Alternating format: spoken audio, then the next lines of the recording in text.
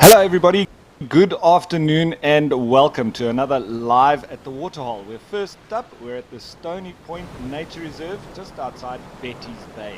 My name is Ralph Kirsten, and what does wildlife have in store for us today? Well, you'll have to sit back, relax and watch as the animals come down to the waterholes to quench their thirst and cool off, as well as down at the coast where we've got here first up some African penguins. Now, this spot is located in the quaint coastal town of Betty's Bay in the Overberg. And the Stony Point Nature Reserve is home to a unique colony of African penguin, and it offers the public a unique opportunity to be able to view these beautiful animals in their natural environment. And so that's exactly what we're doing now. And as per usual, please don't forget that this is a live and interactive experience, so we'd love for you to jump on board with us and send us through your questions and your comments. You can do that by going on the WildEarth website and registering. You can also join the conversation on X, formerly known as Twitter, using the hashtag WildEarth. What is it that you'd like to see? What would you like to chat about? Whatever it is, wildlife related, send it on through.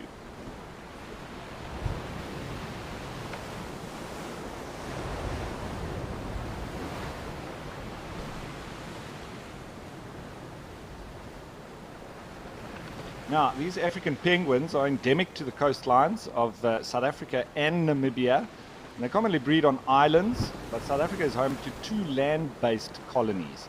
One at Boulders Beach near Simonstown and the other on Stony Point here near to Betty's Bay. Male and female African penguins look nearly identical.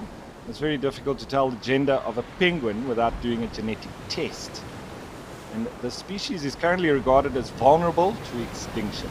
So very, very important little enclaves, little spots for them to be conserved. Oil spills are a major threat to their survival, and in the 1800s to 1900s, the killing of penguins and the collection of their eggs for food had devastating effects on the population. For example, in the early 1930s, some 13 million eggs were collected off Dassin Island alone.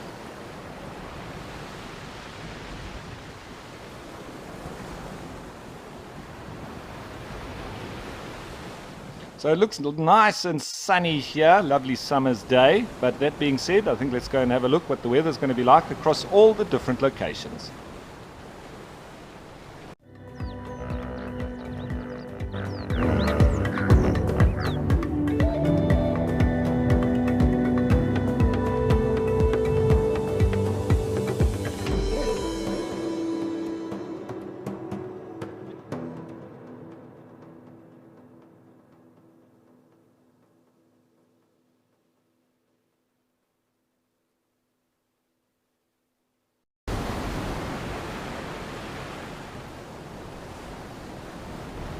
So a bit of a mixed bag, but mainly sunny, a little bit of rain around as well, a couple of different spots, but seems down here in Cape Town, nice and sunny with a light westerly breeze, perfect weather. There's a white-breasted cormorant next to some Cape cormorants.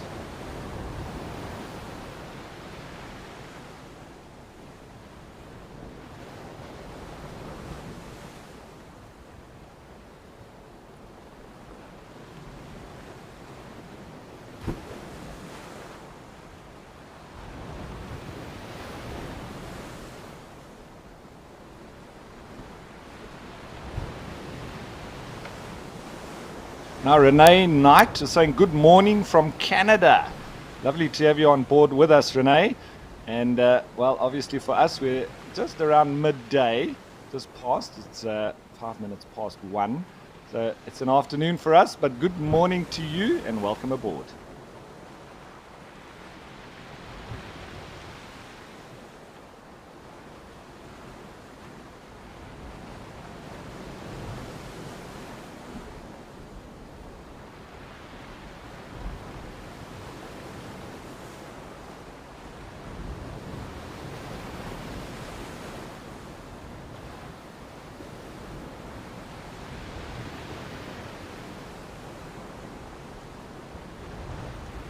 So a nice little bit of birding just to start the show. You can see those kelp forests in the background, always full of biodiversity within the water itself, and home to many, many creatures.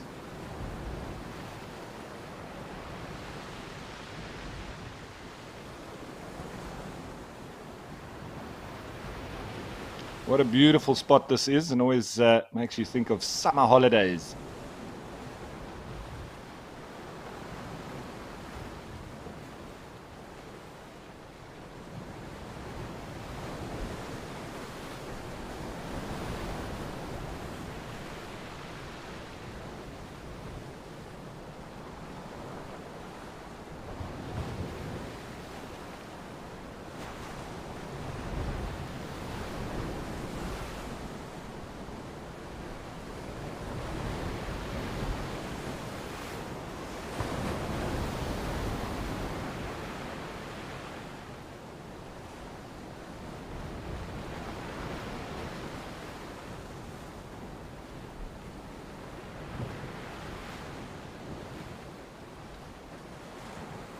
And just a bit of info on this kelp, and I'm quoting from the Marine Protected Areas website. Speaking of being large brown seaweed that forms spectacular underwater forests, as we see here, a couple of little dussies just hiding in the rocks.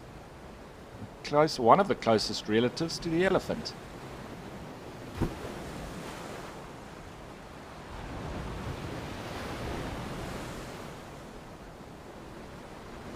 So, wonderful start here at Stony Point. First time for me on the show, but I think it's time to change. We have such wonderful locations to go to, and this time let's go to the Greater Kruger Park and Olifants River.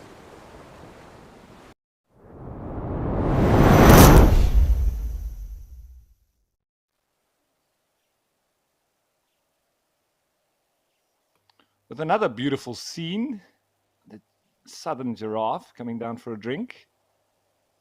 Some animals there in the background. What are those? Is it guinea fowl? Big bird flying up above.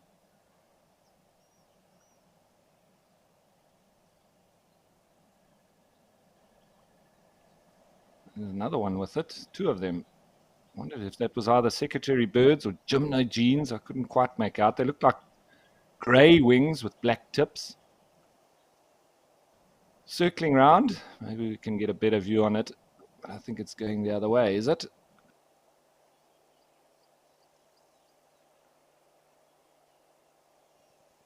No, I think that might be, is that potentially vultures behind these giraffe? There may be a carcass there. Look how many of them there are.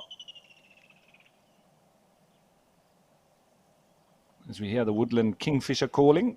Yeah, there must be a carcass down there.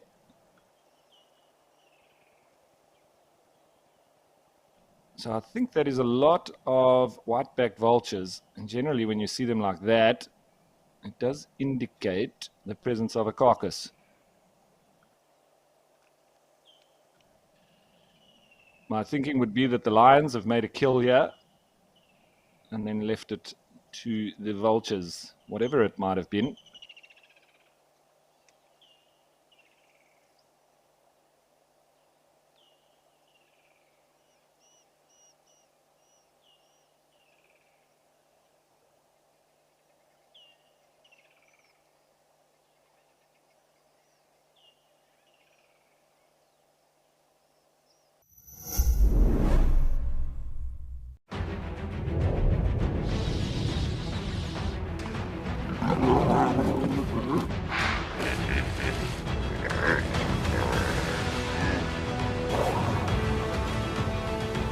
Experience captivating wildlife documentaries showcasing incredible animal behavior for free by visiting lionmountain.tv or downloading the app, accessible on both Apple and Android platforms.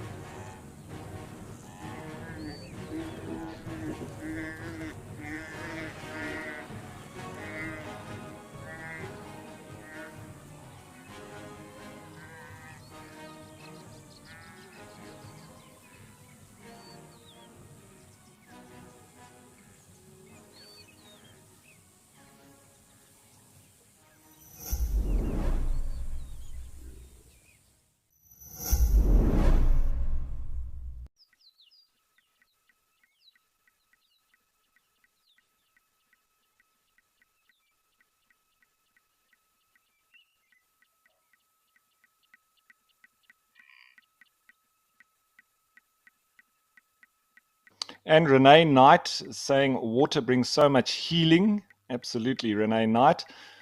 And well, water is life and a very big part of these animals' lives out here. A real fight for survival, getting their food and their water intake.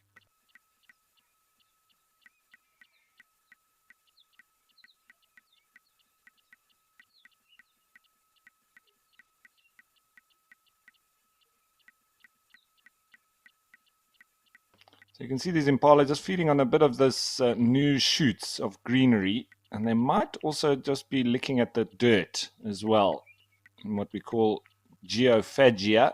There's lots of mineral salts around this particular waterhole, and we've seen them doing that a lot.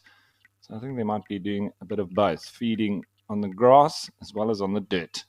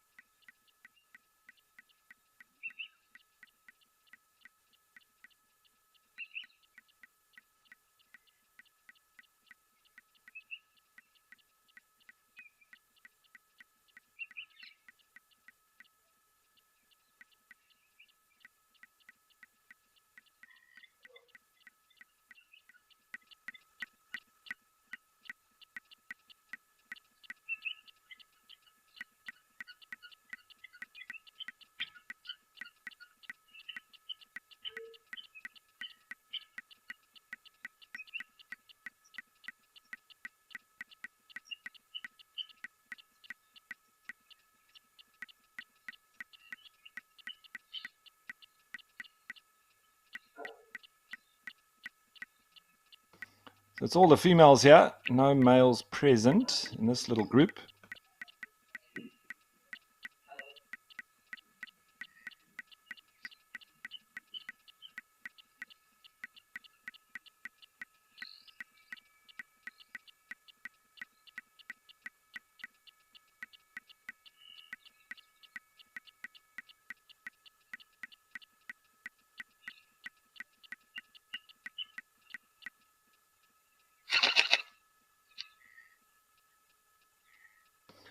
So that was a pigeon just buzzing off there, flying off with those particular wing flapping. They normally hit together, very typical of the doves and the pigeons.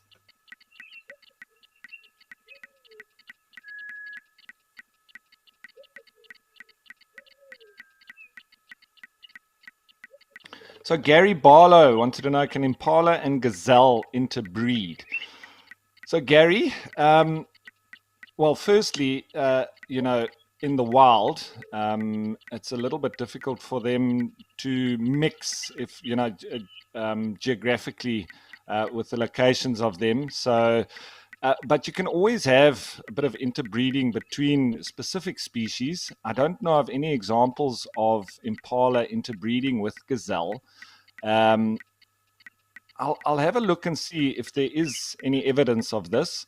But you do get with different antelope where they do interbreed with each other, such as Blesbok and Bontebok. You can also have a mixing of the likes of zebra and mountain zebra. And so it all depends on the situation where they are located. And well, it's probably possible, but whether or not that they would actually create a hybrid, or if it would be the kind of like a mule, which is sterile. So I'll have a quick look into it and see if I've got any further information for you.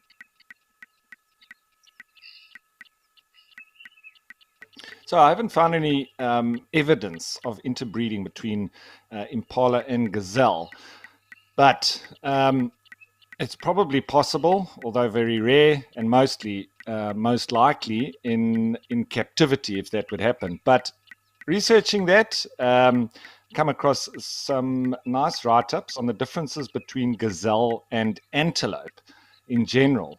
And they say that gazelle are part of the antelope genus, and the antelope is part of the Bovidae family, which is a family of cloven-hooved ruminant mammals. Altogether, they make up quite a variety of different safari animals, which include the famous waterbuck, wildebeest, and impala, among many, many more. They both have a four-chambered stomach and appear to be the same animal. So what is the difference? We speak of size. Gazelle are often smaller than other antelope, and this is exemplified no better than between the Thompson's gazelle, which is around 30 kilograms, and the huge eland, which can get up to around about 950 kilograms. And for those that don't do maths, that is 920 kilograms, which is equal to a sports car, which is huge. So big difference in the size.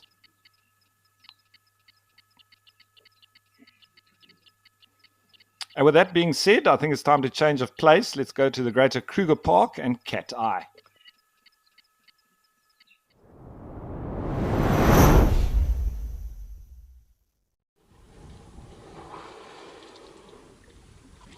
With a big bull, nice and close here, having a little drink. And just carrying on those differences, and now, so that was the size, massive difference in size. The horns, unlike antelope, most types and genders of gazelle have horns. Impala, for instance, only the males have horns. And this is why an impala is an antelope, yet not a gazelle. And when we speak of stotting, this is when a predator startles the animals and they move slowly before bolting vertically into the air. Upon landing their leap, they hit their full stride to get away from the danger. And gazelles are known to display this behavior while antelope do not. And while these are the main differences between the gazelle and antelope, each species of both genus has other unique defining features which are spectacular in their own right, which is interesting.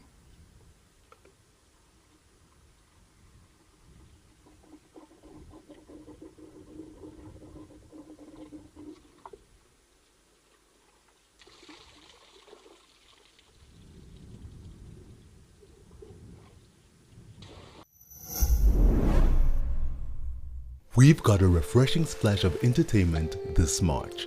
Africam is surfacing with a new show. Join us every morning and submerge yourself in nature's ambience.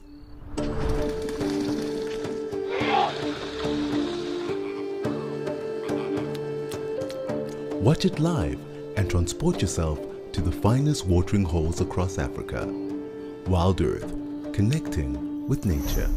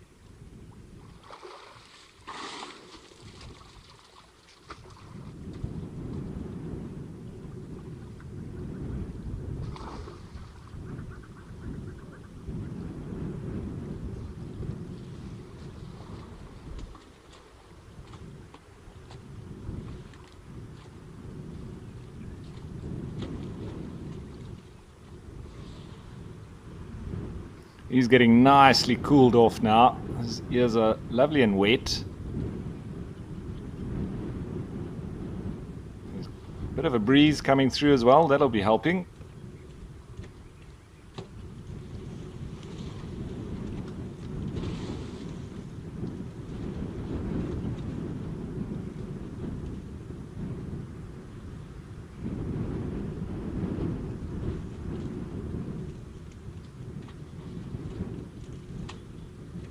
So his demeanor to me just looks a little bit menacing, and I would think if I had to see this bull out on foot that he's potentially in must.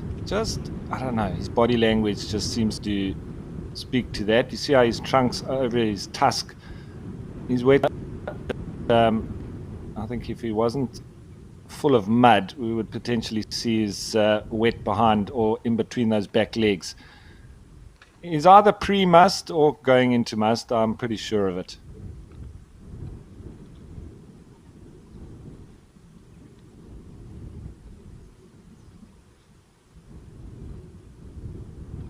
Regardless, I would give him a wide berth if I was out there now on foot.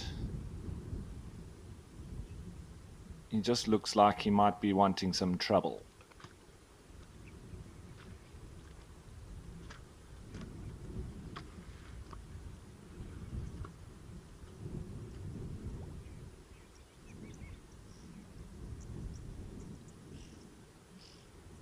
So Tao Bloom was saying, I love to see wild animals, loving it. And thanks for your comment. Tao, eagle lovers are asking, Ralph, do impala females try to escape harem during the rutting season? So eagle lover, they can do, and that's what all the noise and the fuss is about with the males.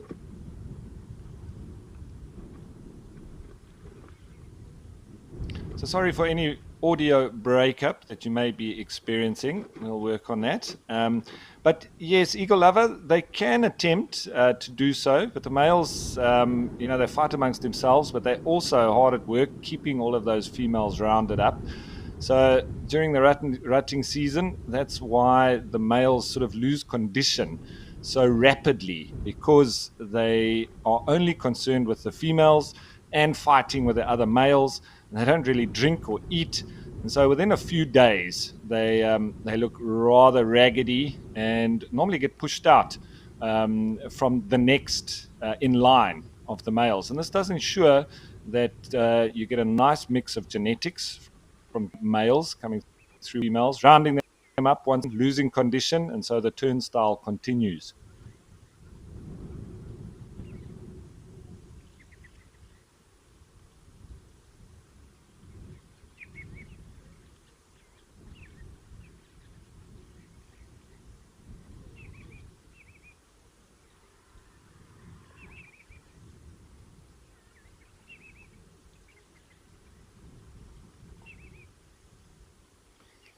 There was a number of mouse birds that just flew into that bush above the waterhole on the right.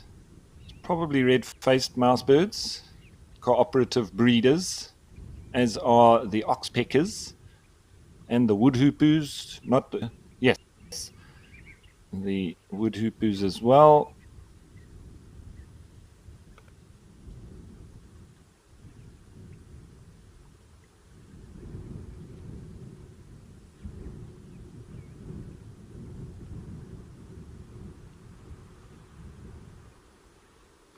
But otherwise, gone a little bit quiet now that the elephant has left.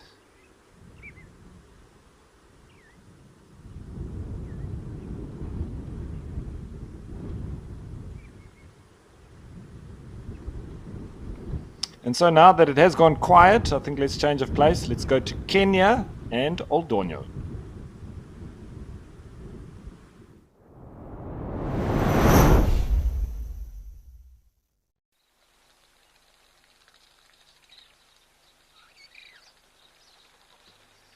With some Maasai giraffe and lots and lots of birds.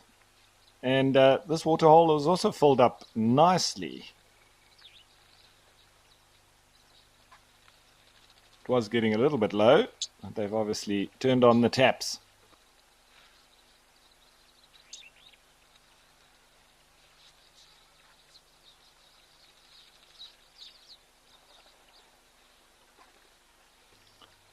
That bull giraffe just getting looks like an eye scratch on his compatriot.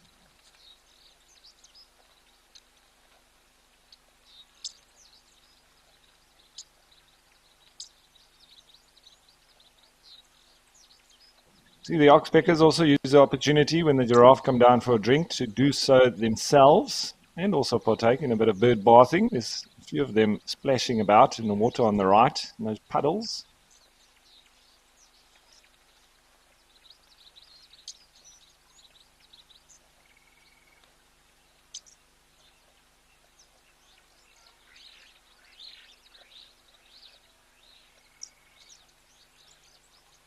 Sounded like some Retz's helmet shrikes in the background. I think that's the superb starlings.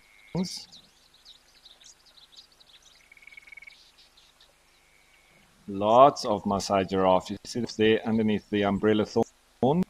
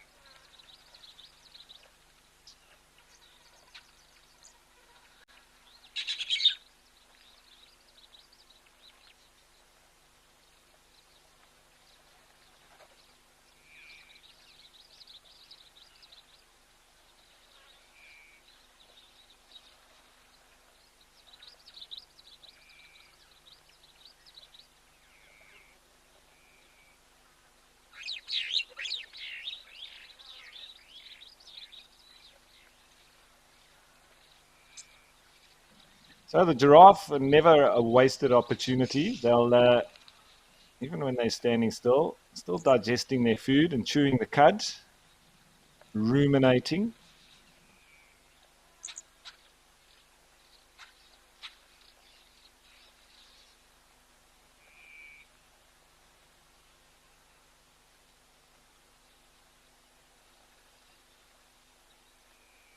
So in Gertie, saying early today on the Africam, Sights and Sounds, there was an elephant bull with tusks so long, he reminded me of a mammoth. And I didn't see that Gertie, but I would assume that if it was here at Old Donyo, it's that elephant they call 1 ton. He's notoriously big and has massive tusks. So, and I'm just getting confirmation from Gwyn, the director, that it was in fact 1 ton. And what a beautiful elephant he is. I haven't seen him for a little while. Seems to be missing me in the times that I'm on the show. So I hope he comes through while we are live.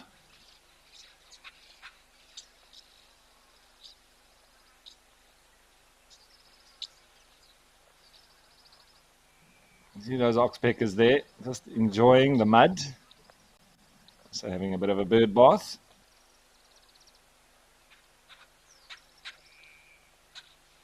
Helps to get rid of the excess oils with their feather maintenance. There's a little immature. You can see he hasn't got the red bill just yet.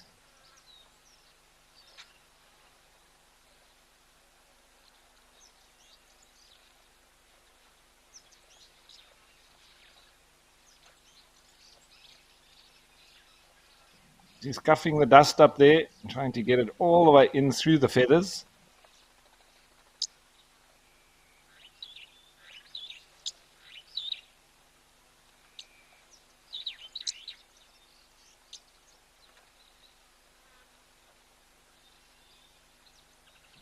Well, they are loving this dust bath.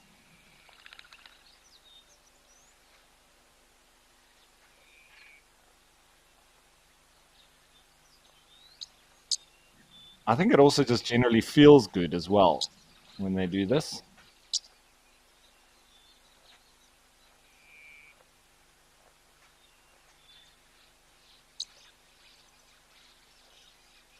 The running bear was saying that the giraffe are watching something. Yeah, running bear, they always are. They're always nervous, always cautious, wondering what they're watching this time. I would always hope that there's a predator about, not for their sake, but for ours. You can see them, but they don't seem too concerned, and you see how they're carrying on with their ruminating, so they're rather relaxed.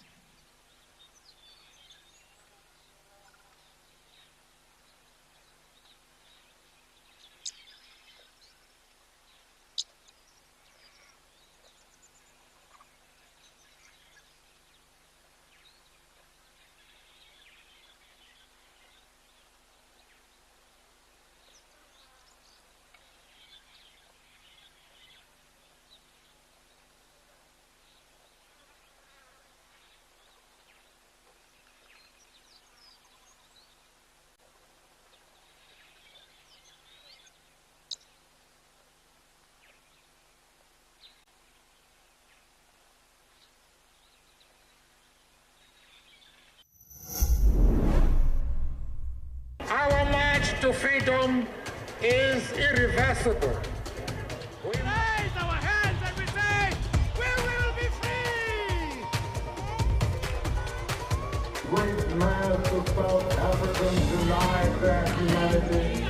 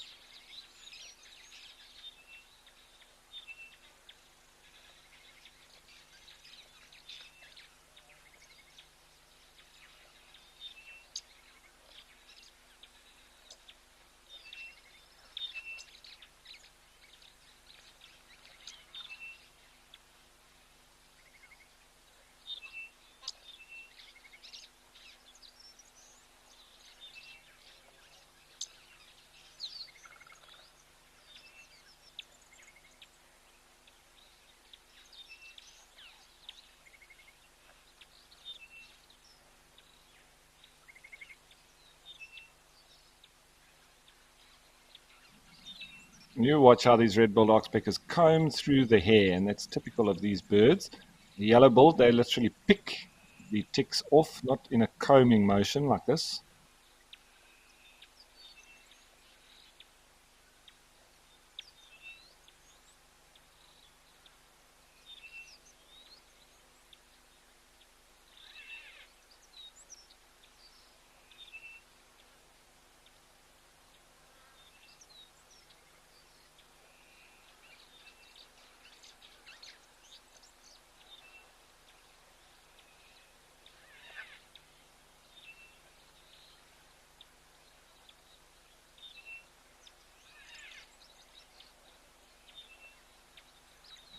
So Peter was asking, do oxpeckers nest in trees?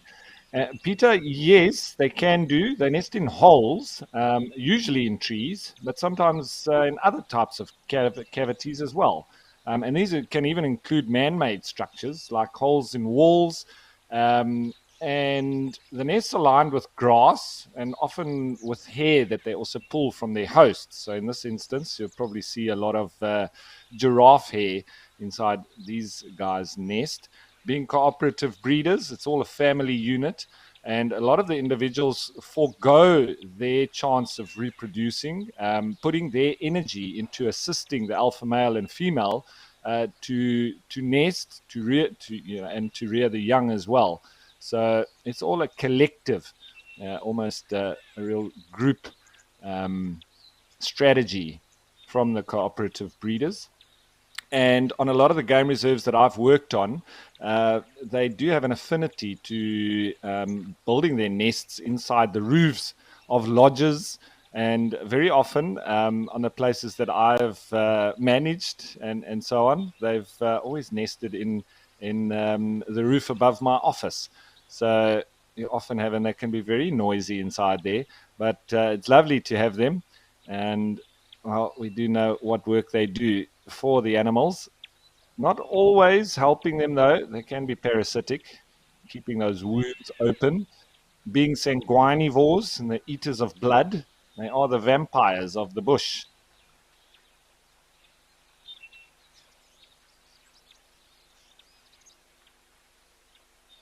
And then Eagle Lover was asking, Ralph, how harmful will it be for animals at game reserves if no man-made water holes supplied the water?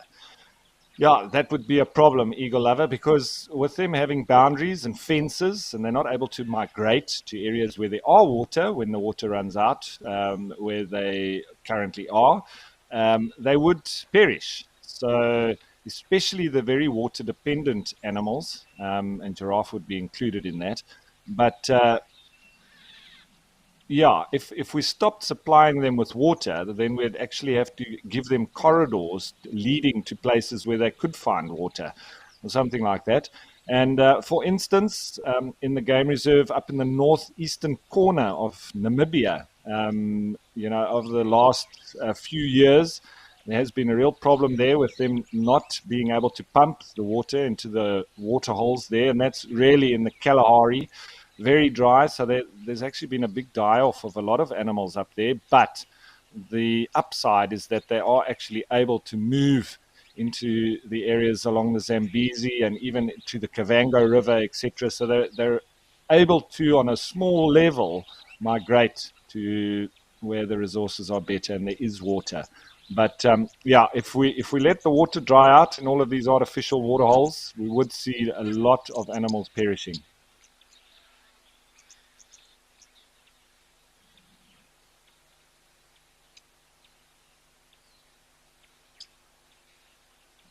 Righty, so it seems like it's getting a bit dark and gloomy here. I wonder if there's going to be some rain sometime soon.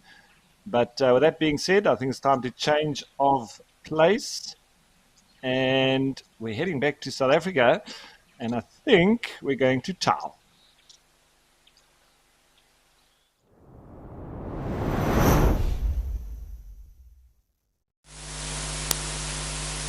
Yes, indeedy. Tau it is in the Madikwe Game Reserve. So that's north of where we were at Jamala, in the Madikwe Game Reserve itself. So this is closer to Botswana. And a nice group of ellies here. Cooling off. Some of them quenching their thirst as well. Some zebras off in the distance there. Warthogs just in between these elephants. You see that youngster rolling around in the mud?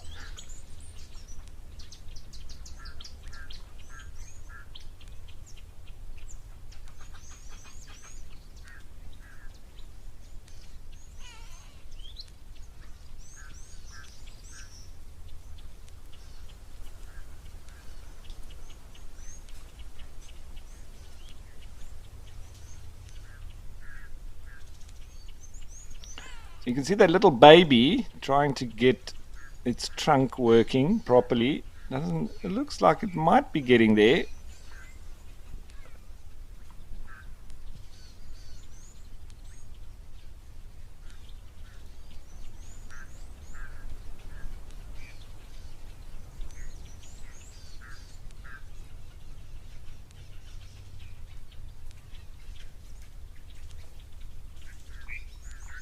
See a dust devil just moving through in the background, small whirlwind.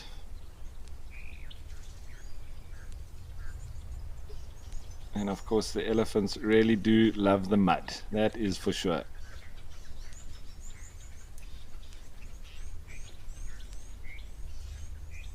A lovely Sunday afternoon at the pool.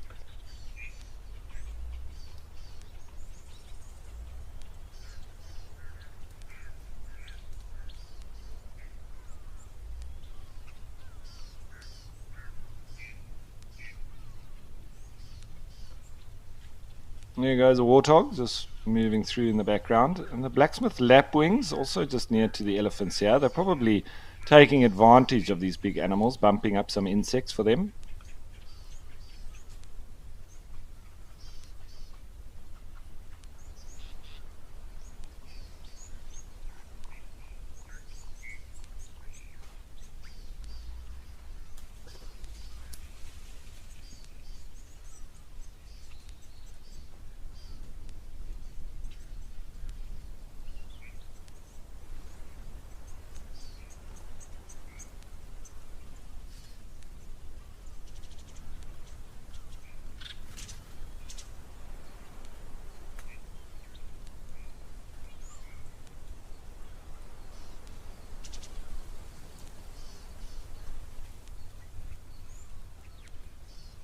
I always love watching all the different muscles within the trunk of elephants, very much like a slinky toy.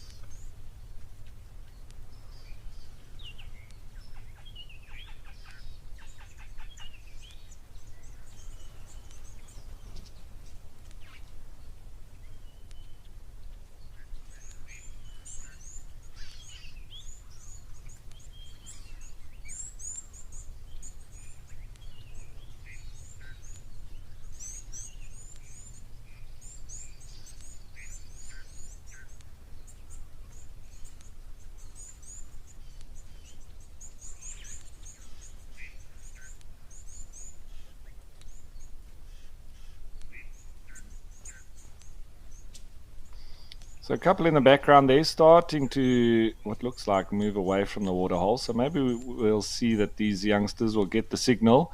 Time to go.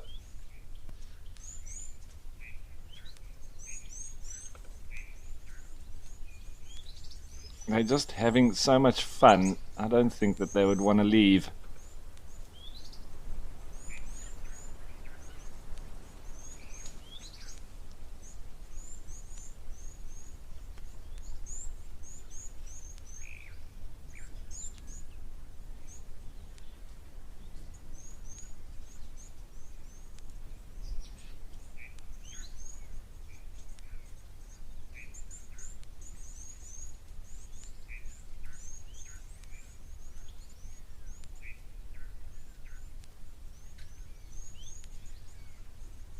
And that little baby there looks like wanting to have a roll around in the dust.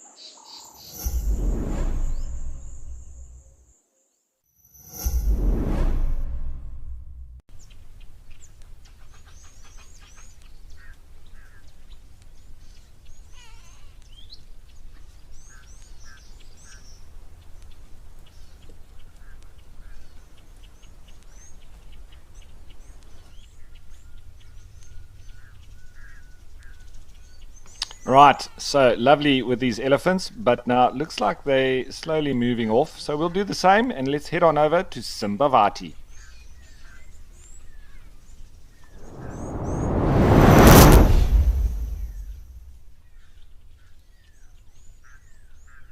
Where we got some more elephants in the water. Never a big surprise to have lots of elephants around the waterholes in the middle of the day. This is generally the highest activity at the waterholes from elephants.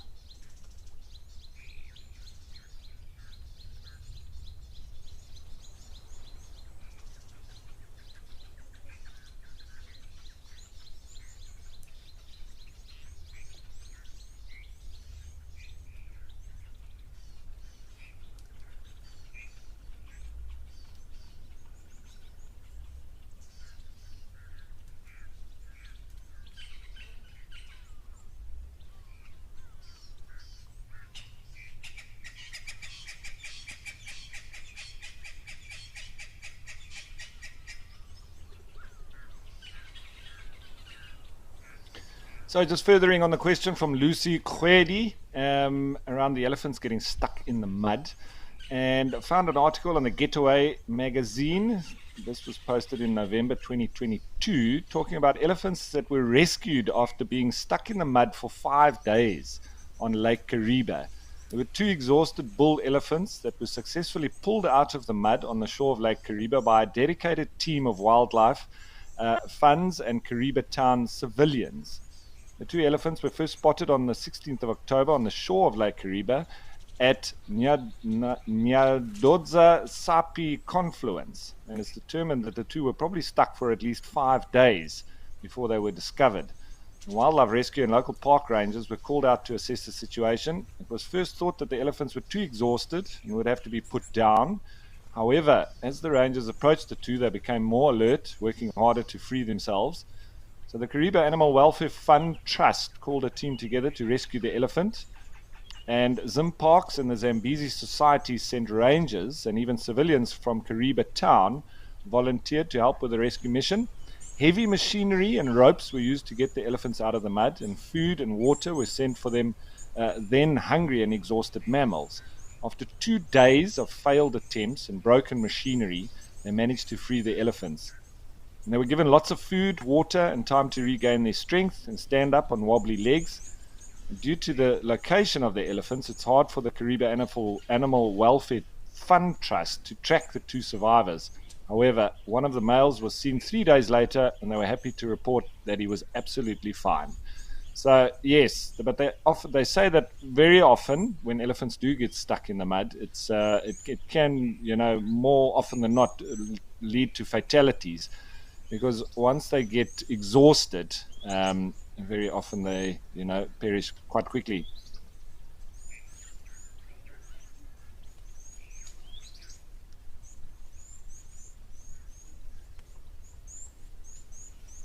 I just remember one of the female elephants in Mama Africa's herd falling into there was a French drain at one of the lodges that collapsed under her weight, and everybody banded together to try and help this elephant. And eventually there was somebody with a bright idea to actually fill in the hole, from underneath the elephant. So to throw soil into the hole so that slowly but surely it would be able to, get out.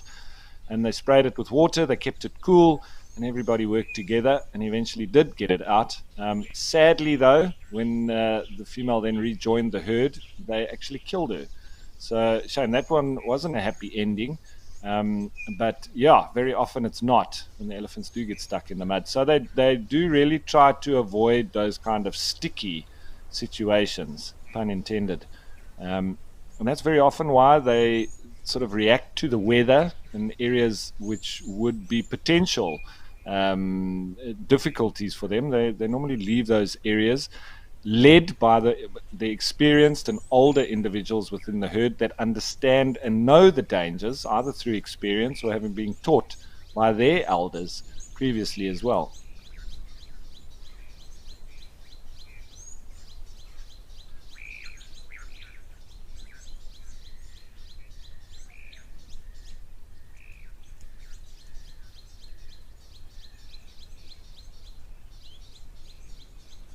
So Peter was asking, do the males fight for the matriarch, or does she choose the male to mate with?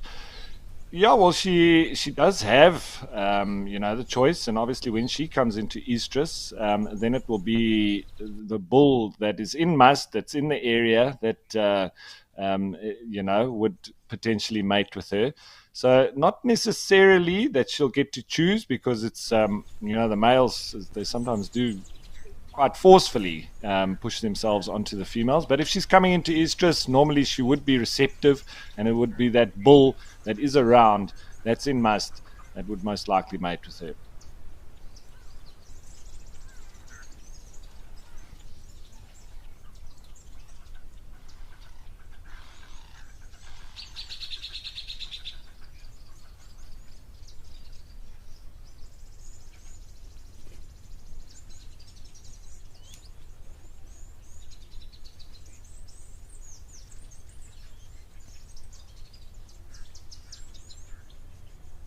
And they're slowly wandering off now into the thickets. You can hear some blue waxbills calling with that very high pitch.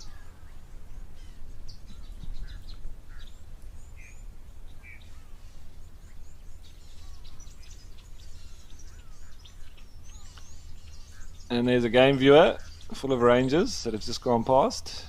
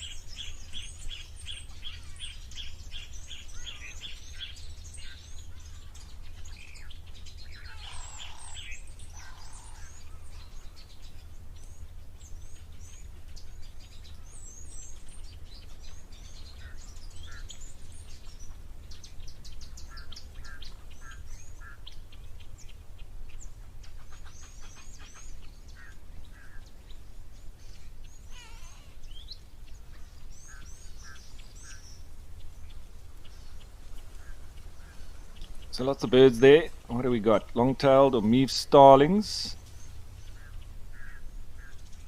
Looks like also a couple of Cape Glossy starlings. Are those wattled starlings? I do believe, maybe in between them.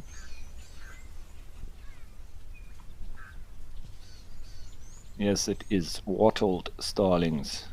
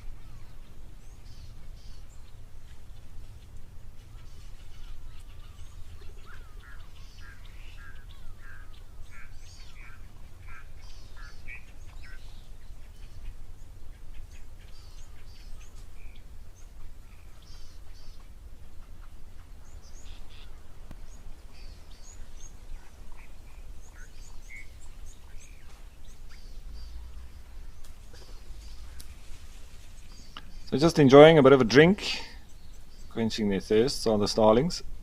They seem to like that little puddle there.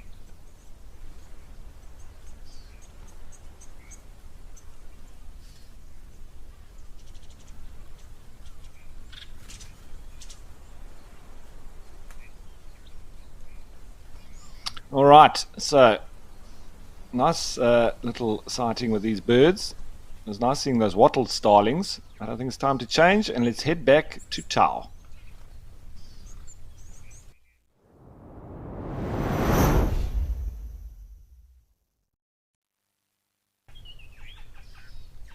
with more elephants in the mud. They absolutely love this spot. Generally the bulls that go wallowing in over here. And they get to cool off, quench their thirst, and feed all at the same time.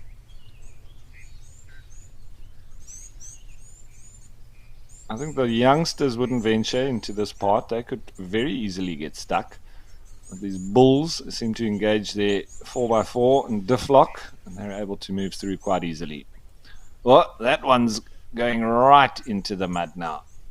Look at that.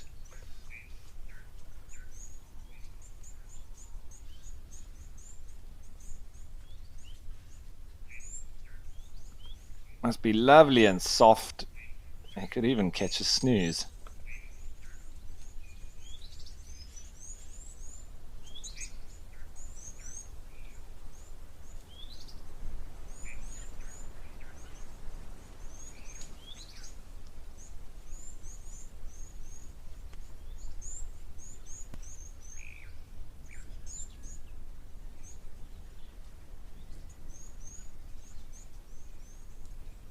So Hunzukani Makubele was asking, how do elephants cool themselves? Well, you're looking at it, Hunzukani. This is the way that they cool down. They often come into the mud, so literally getting into the water, getting into the mud, but also you'll see them, as they were doing earlier, lots of them will suck up the water, and very often with some mud in it, into their trunks, and they'll spray it underneath their bellies, behind their ears, over the top of their head, as you're seeing that one doing now, and up their sides, but most importantly, but behind those very big ear flaps of theirs, because those act like radiators. They've got an immense amount of blood flowing through them, a real big network, and so spraying the mud in behind there, along with wafting the ears forwards and backwards, as you see that one in the background doing, that is literally like the radiator on a car, where it really helps to cool the blood flow that's going to the brain, and in so doing really helps to thermoregulate and keep themselves cool. And that's why whenever it's very hot, you'll very often find the elephants down at the waterhole like this, and makes it perfect viewing for us on Live at the Waterhole.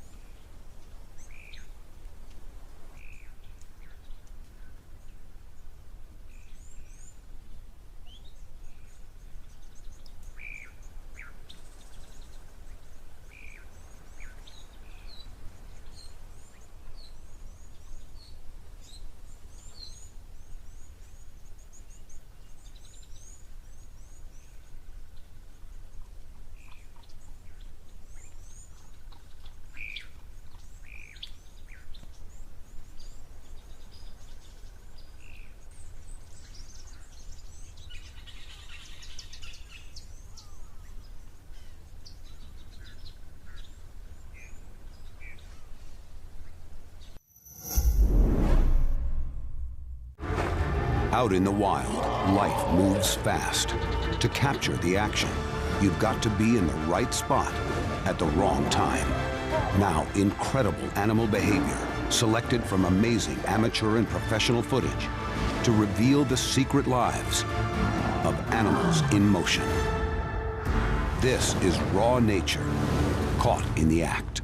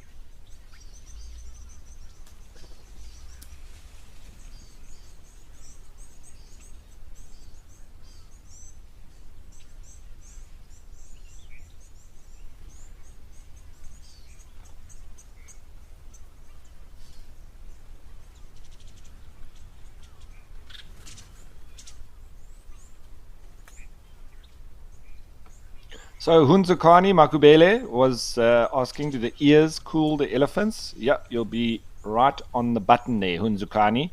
Those ear flaps really help, as I explained previously, very much like the radiator in a car. So they pass lots of air over it, and you see, even as they're walking off, continuously wafting those ears.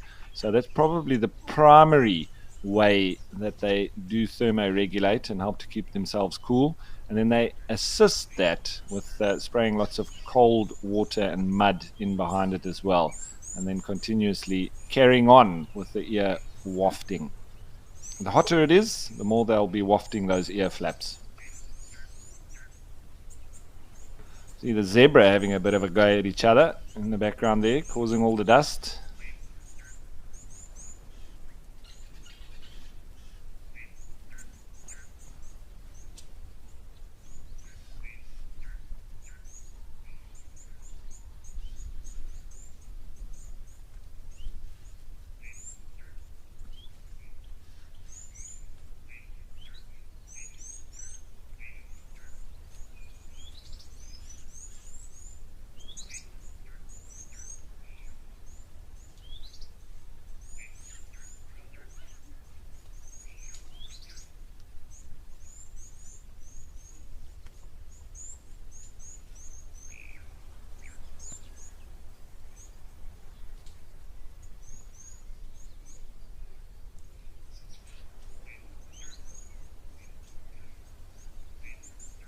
So, and I think with elephants, very much like humans in a lot of ways, highly intelligent creatures, but also socially quite similar in the way that they conduct themselves. And so the bulls always remind me of when I was at boarding school. My best friends were always the guys that I fought with the most. And very often would end up in fist fights or at least wrestling and tackling each other and whatnot. But those were the best friends that I've ever had, and we would always end up shaking hands afterwards. And I think a lot the same with elephants as well. They very often fight with each other, but then they do seem to like each other very much so afterwards as well.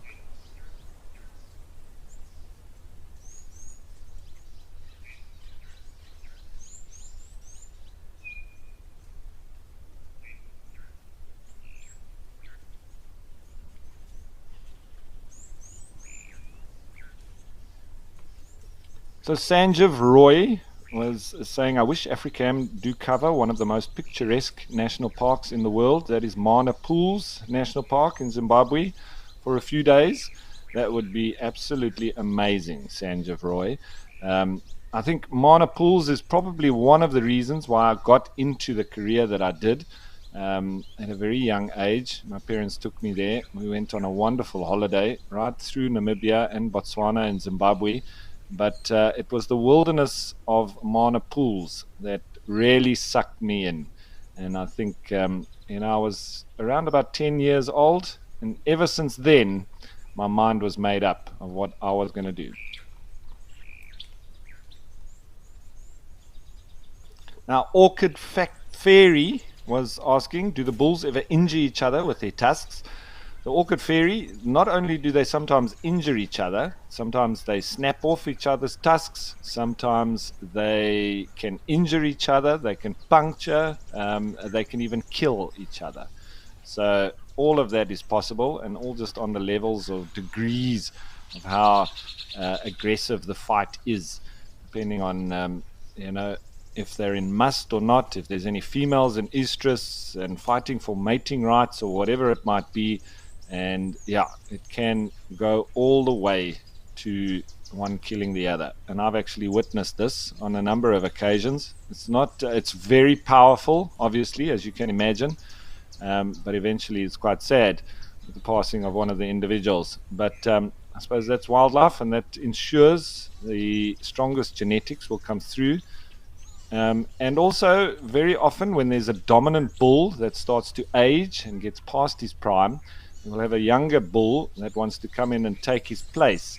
And if that older bull doesn't submit, which very often is the case when they have been the dominant bull for so long, then it will require the younger one to kill him in order to take his place. and then that is generally what happens.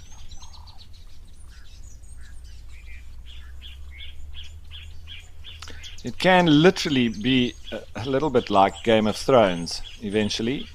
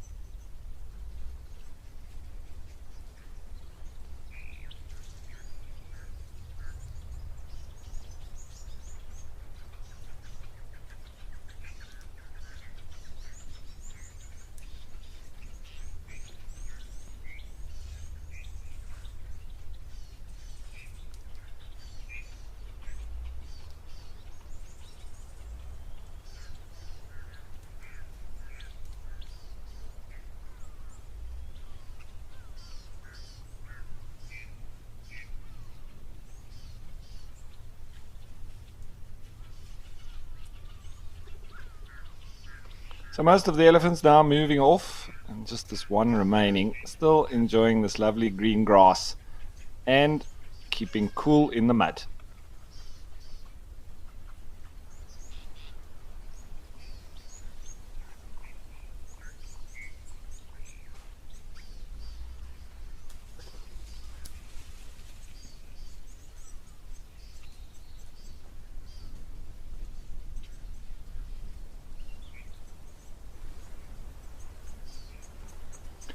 So now that it's thinned out elephant-wise here, I think it's time to change of place and let's head back to Kenya.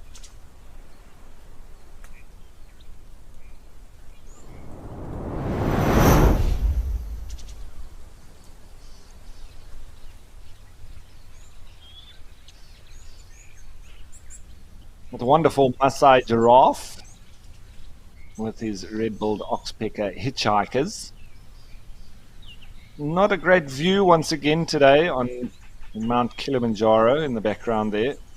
Can't see it. We've only had one day where we were actually able to see the snow-capped peak of the mountain itself, just between the clouds,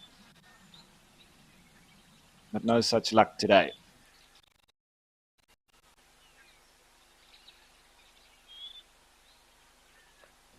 Here comes an impala wandering through.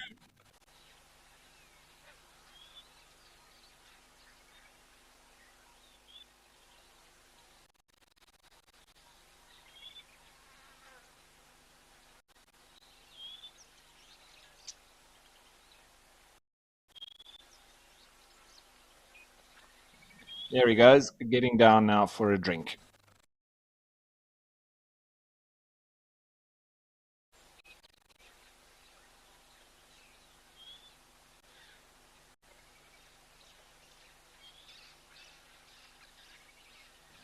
Sorry for the little bit of picture breakup. Hopefully it comes right.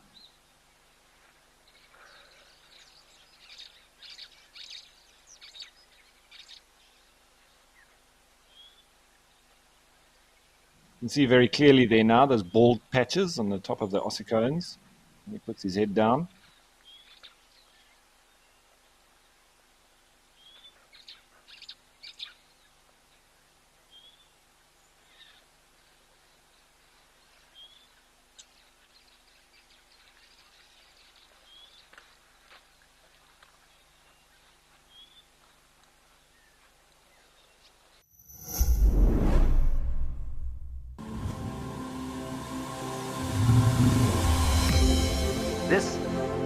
the safari.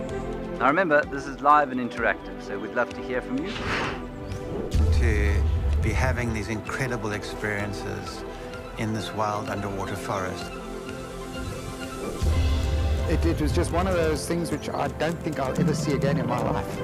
Thanks for joining us on our Sunrise Safari.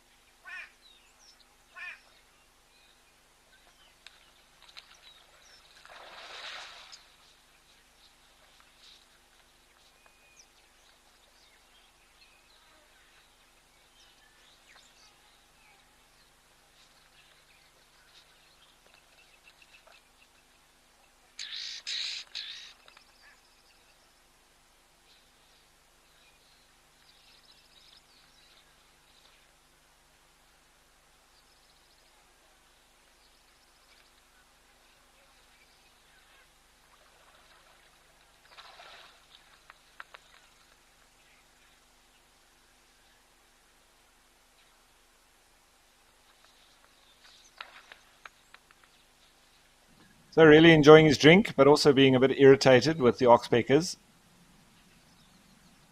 And getting up in and around the eyes and the ears, etc. You can just imagine that it must be a bit ticklish, a bit irritating. That's how they often shake them off.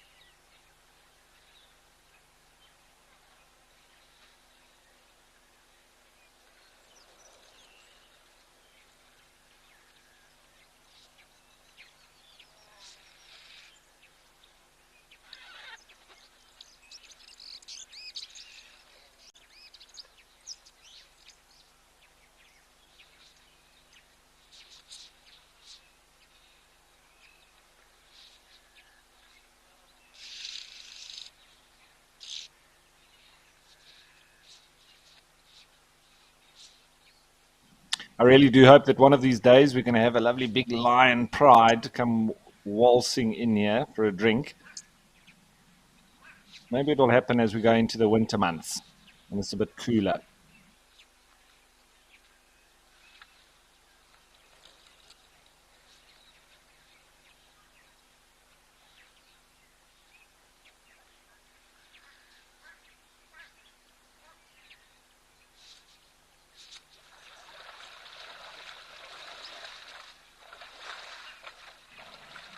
And it's probably about as much of a dip as you're going to see giraffe take. You don't really see them going into the water much at all.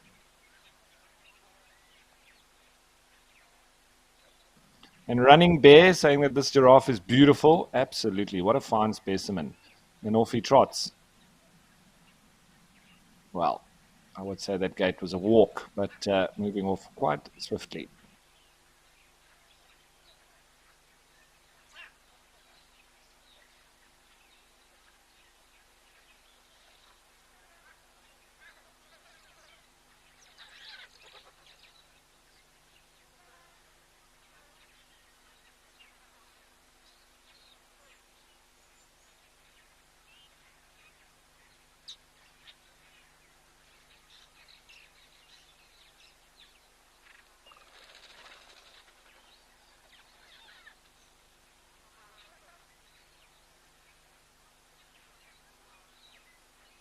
There's still lots of birds and insects all coming in, probably for a little bit of a drink. And the giraffe still in under the umbrella thorn there. Looks like one trying to neck with another.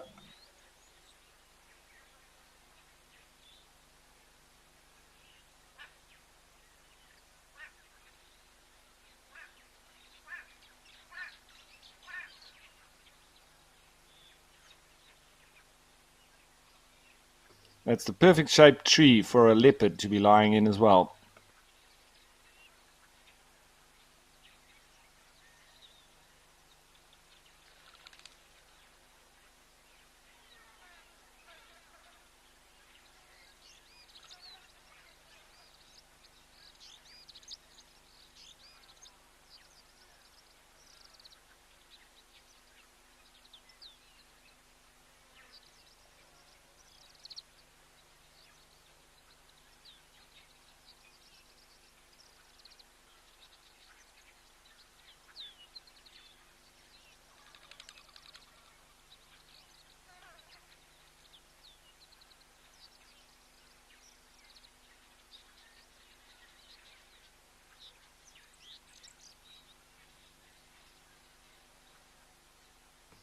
Alrighty, so a little bit quiet here now at Old Donyo, but always a lovely stop. And with that being said, though, I think it's time to change of place and let's head to Vic Falls.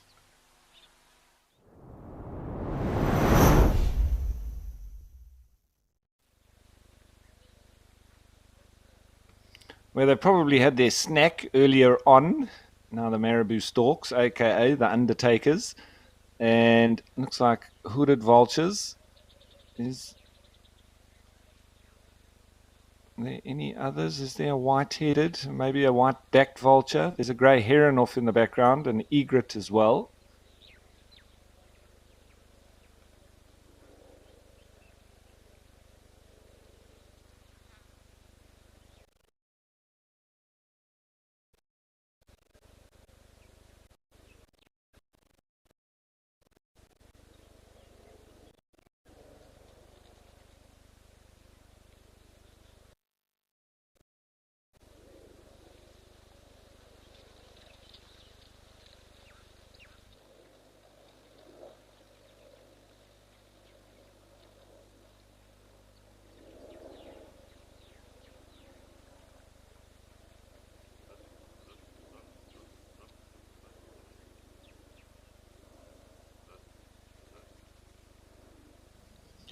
So, and of course, the marabou stork being part of the ugly five, which is just a fun term. They say that that's the warthog, the lappet-faced vulture, the blue wildebeest, the marabou stork, and the spotted hyena.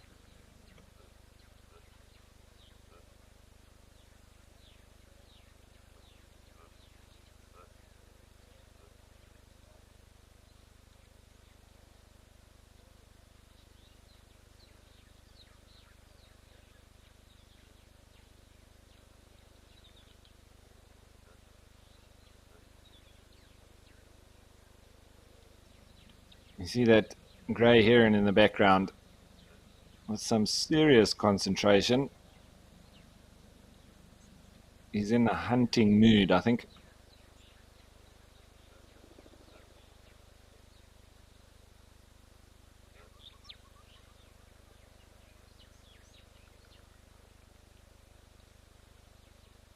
And Patrick B saying that I had no idea marabou storks were carnivorous until recently.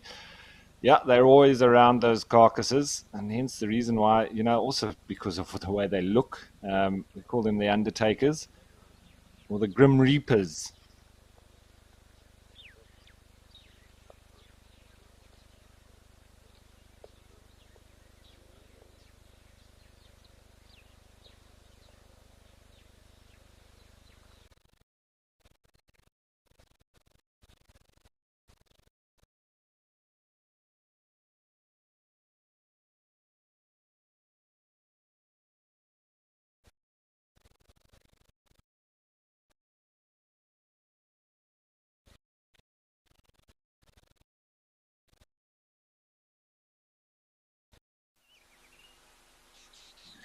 So a little bit of frozen picture there. Apologies for that.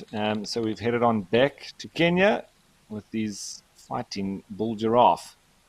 But I was just going to say that the diet of the marabou stork does consist predominantly of carrion and meat, but also includes fish, termites, locusts, frogs, lizards, baby crocodiles, snakes, rats, mice, and even birds. So, but they'll eat pretty much any kind of meat protein. But I don't know of any evidence of marabou storks actually hunting. They may do with the likes of, fish but not quite like the herons where they actively hunt them. It may be, for instance, in a drying pond where there's fish that are, just splashing about in the mud as it's drying up.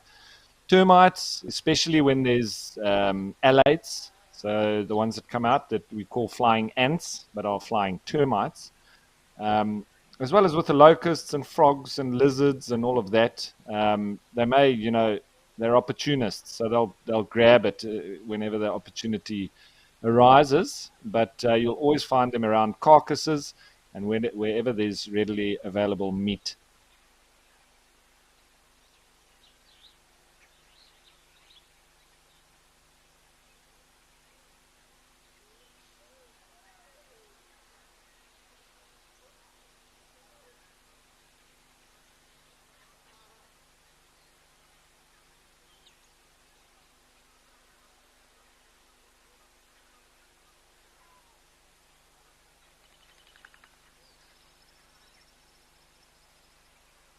Here we go. Looks like the fight is on now. Looks like it's heating up. And they're going to get going at each other. They'll often stand right next to each other and sort of lean and push each other. But then also try and get themselves into a good position to be able to smack the other one with their head. There comes the pushing and shoving, often by the rump area or the rear end.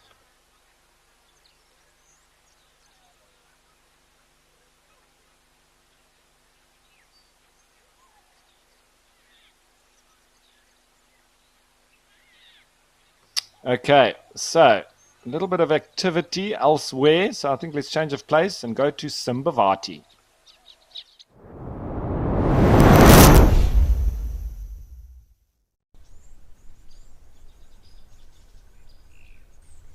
Where some more elephants have come in for a drink. The rolling lines of elephants during the middle of the day. Always wonderful.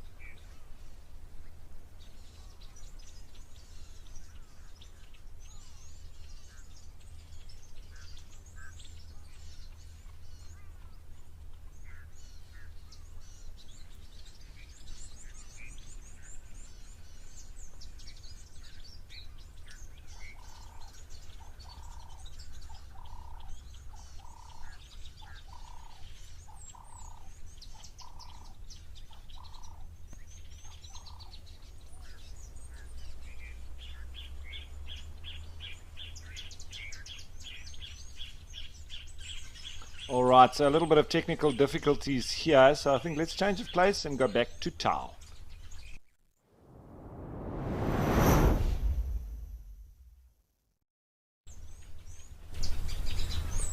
We've got lots and lots of stripes. The birchels or plain zebra, Equus quagga bircheli.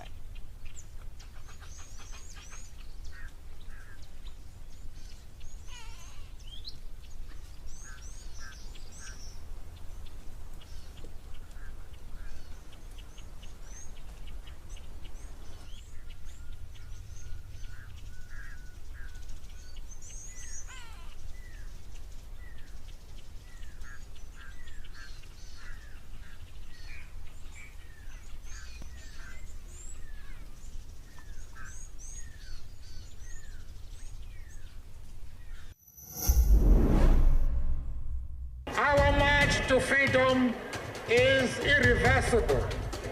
We raise our hands and we say, we will be free! Great mass of South Africans denied their humanity.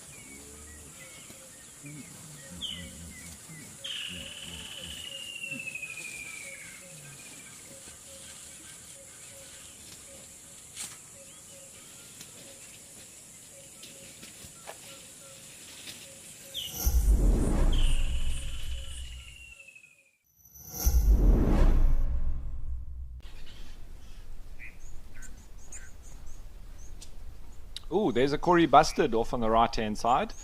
You see him walking through there, just in the background. That's our heaviest flying bird. Although not often seen flying, they need to be disturbed really for them to take to wing. Walking around, probably hunting. He's pecking at the ground. I wonder what he's found.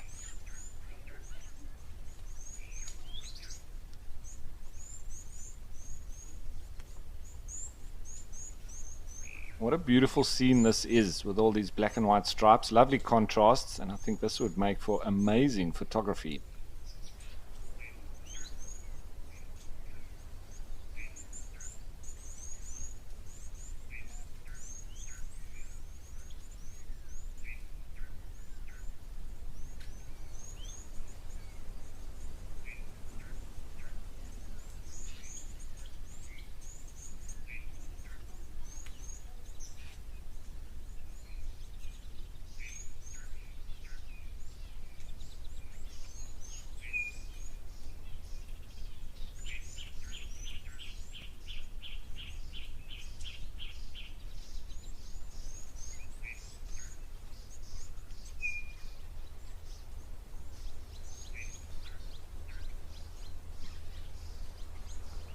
So Diane from the UK was asking, how do the foals recognize their mums? So with most mammals, Diane, what happens is usually when the female is just about to give birth, she'll normally separate herself from the herd and spend a period of time with the young foal alone. And in this period, it's what we call imprinting. And during that alone period, and when they are just with each other, the smells and sounds and specific print markings of the two individuals are imprinted on each other's brains, and that's how they remember each other from then on.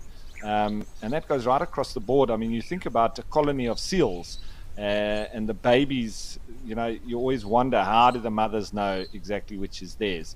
Well, it's quite similar even with humans. And I know, even when women give birth, they always usually want to spend that period of time just alone with their baby, and it's the same with us. And that period is then when the imprinting occurs between the mother and the offspring. So very similar right across all of the mammals. And I was, just saying the Latin name of the Burchell zebra, and we say it's Equus quagga burchellii. That always reminds me of the quagga itself. And from Wikipedia, they say that the quagga is an extinct subspecies of the plain zebra that was endemic to South Africa until it was hunted to extinction in the late 19th century. It was long thought to be a distinct species, but early genetic studies have supported it being a subspecies of the plain zebra. And after the European settlement of South Africa began, the quagga was extensively hunted as it competed with domesticated animals for forage. Some were taken to zoos in Europe, but breeding programs were unsuccessful. And the last wild population lived in the Orange Free State, and the quagga was extinct in the wild by 1878. The last captive specimen died in Amsterdam on the 12th of August 1883. Only one quagga was ever photographed alive, and that was a quagga mare at the London Zoo in 1870.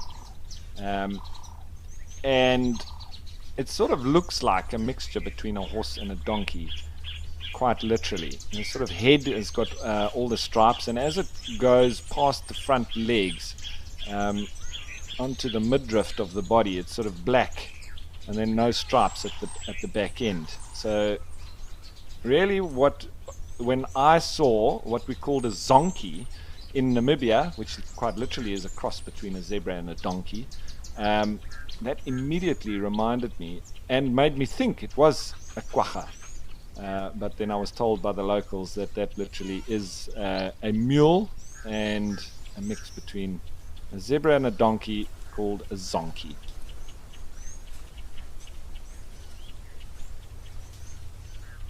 And another elephant coming in onto the scene, most likely heading down to cool off in the lovely cool waters of this pond next to Tau Lodge.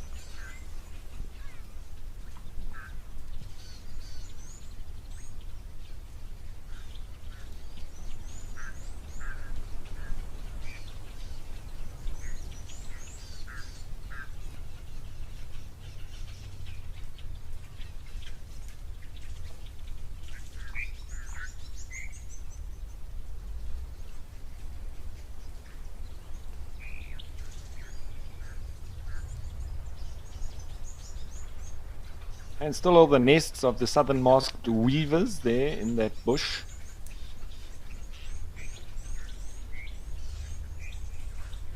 As this elephant now picks up speed, as they often do when they get closer to water.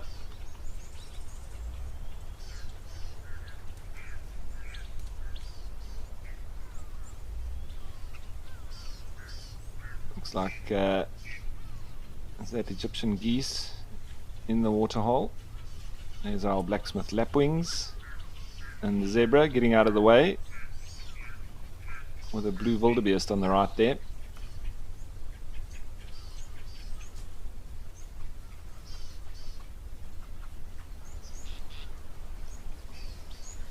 So first up, he's getting that mud in behind the ears. Probably quite hot, so it wants to cool off as quick as possible.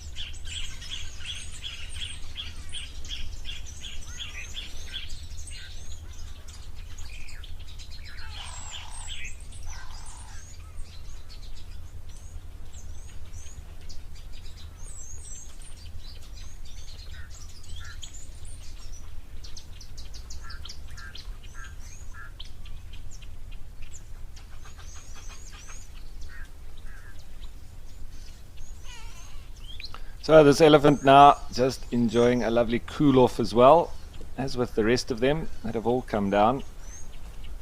Just making sure they're nice and cool.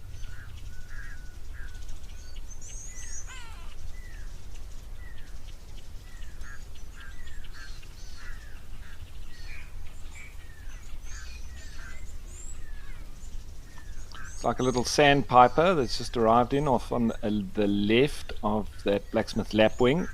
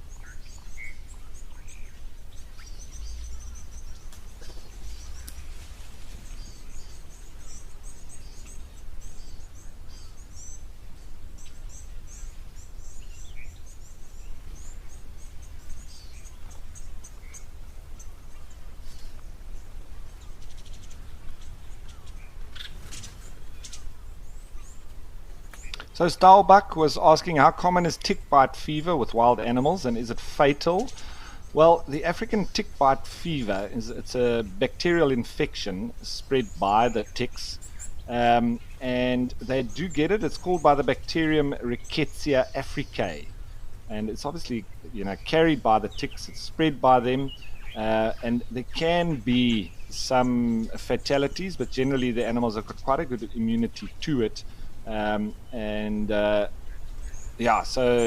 because they live with these ticks all the time, carrying these bacterial infections that they spread, but quite resistant to it. So there's generally not so much. It's normally when the resources are at at a very low point, and the animals' conditions are not very good. So that's when you have die-offs in general. When the natural immunity of the animals is at a low point because they're not in very good condition.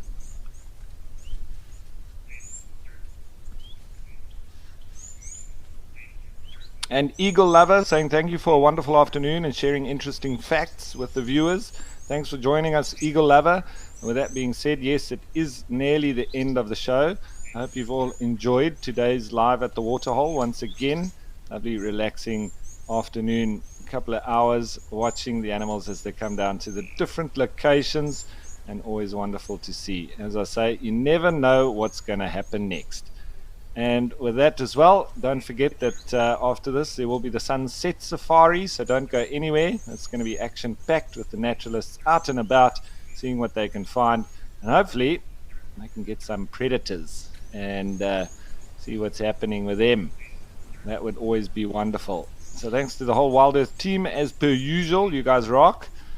And of course to you, the viewers, for joining us. And the wildlife for being the stars of the show and doing what they do best in these wilderness locations across Africa.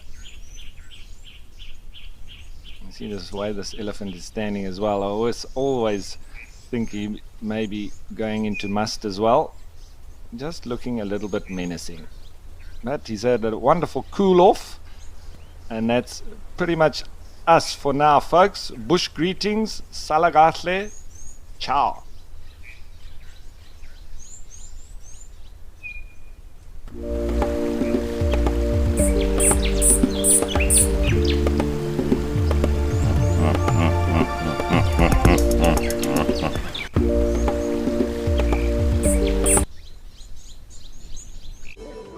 afternoon and welcome to this sort of cloudy but muggy, in fact, cut the atmosphere with a knife sort of afternoon here at Djuma Private Game Reserve. You are watching on Safari.